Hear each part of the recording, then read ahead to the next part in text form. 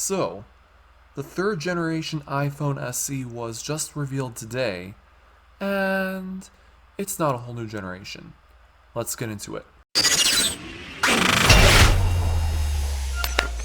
As I said in the opening, I don't think the iPhone SE that was revealed at Apple's March event is a totally new generation. And I know I'm going to get some flack for this, but it's really more of an iPhone SE 2.5 than an iPhone SE 3. In other words, it's really more of a refresh to the 2020 iPhone SE, and the reason why I say that is because they both use the same iPhone 8 chassis, but with an A15 Bionic CPU from the iPhone 13 and 13 Pro, 5G, though it doesn't have millimeter wave 5G, and some camera upgrades here and there, and that's about it. Keep in mind, when we discuss, I will skip over portions where there are more similarities and differences between the 2020 iPhone SE and the 2022 iPhone SE. Let's get started. Starting off with the price. The 2016 iPhone SE was $400 when it came out in March of 2016.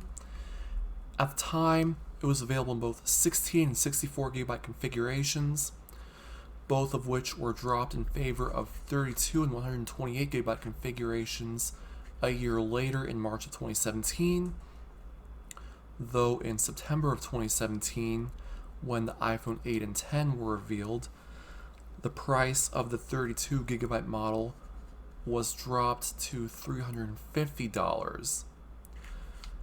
Fast forward to April of 2020. This is when the 2020 iPhone SE comes out.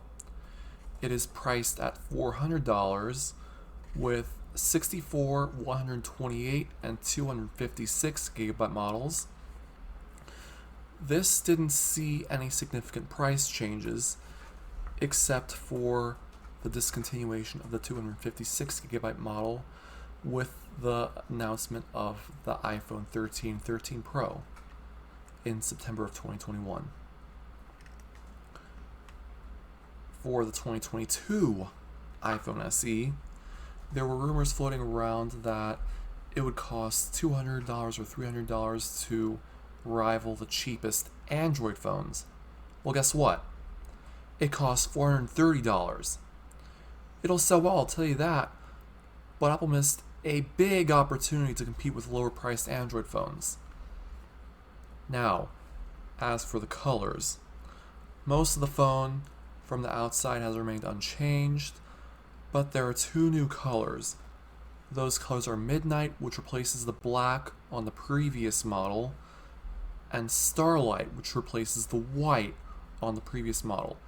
And both those colors come from the iPhone 13 line. And of course, product red remains. Another note on the colors is, like on the 2020 iPhone SE, regardless of the color you choose, the front is black.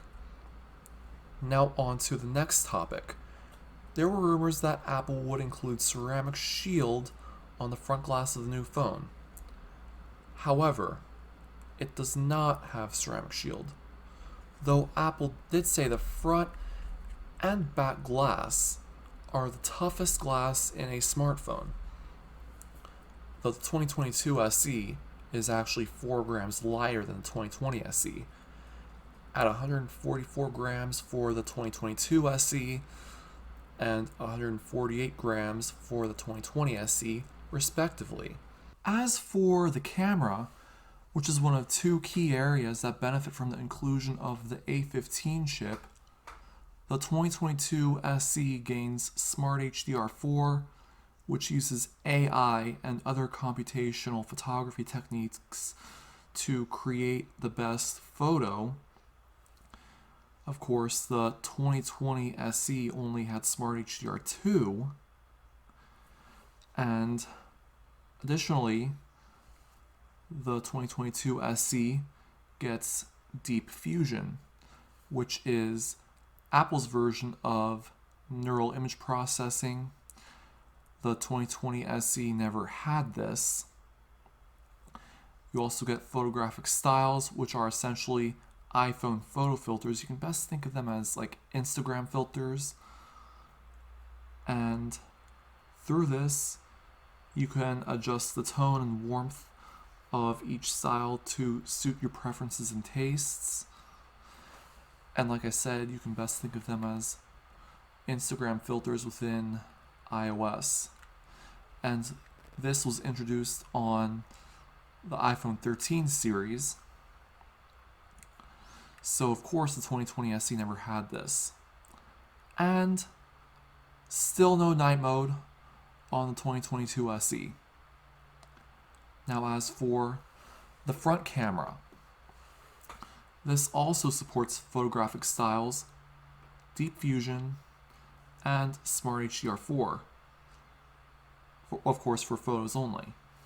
And now there is slow motion support for 1080p at 120 frames per second. And as far as video goes, there was a rumor going around that cinematic mode would be included in the 2022 SE, but that's not the case. And besides that, nothing else has changed with video recording. Now when it comes to camera hardware, the 2022 SE uses the same sensors as the 2020 SE, which is basically just iPhone 8 sensors benefiting from iPhone 11 image processing. But in the case of the 2022 SE, it would be benefiting from iPhone 13 image processing. Now on to battery life and possibly battery size. Apple claims up to 15 hours video playback with the 2022 SE compared to 13 for the 2020 SE, though this may be due to a more efficient CPU in the A15 chip and also optimizations to the software. And since Apple doesn't release battery capacity numbers, we'll have to find out from third-party sources like iFixit about that. Now that we have discussed the details of what's changed with this newly announced phone, let's discuss other rumors we haven't discussed that have been proven false. The inclusion of compatibility with MagSafe accessories and wireless chargers, as well as the inclusion of the U1 ultra-wideband chip. This, of course, will leave the 2022 iPhone SE the only iPhone without the U1 chip that you can buy brand new. Now that I've given you all the details and dispelled all the rumors out there, given all the information we have, I'll let you make your own judgment on whether this is an entirely new generation or just a refresh. Just tell me your opinions in the comments below, and as more information comes out on this device, I will let you know in the comments below.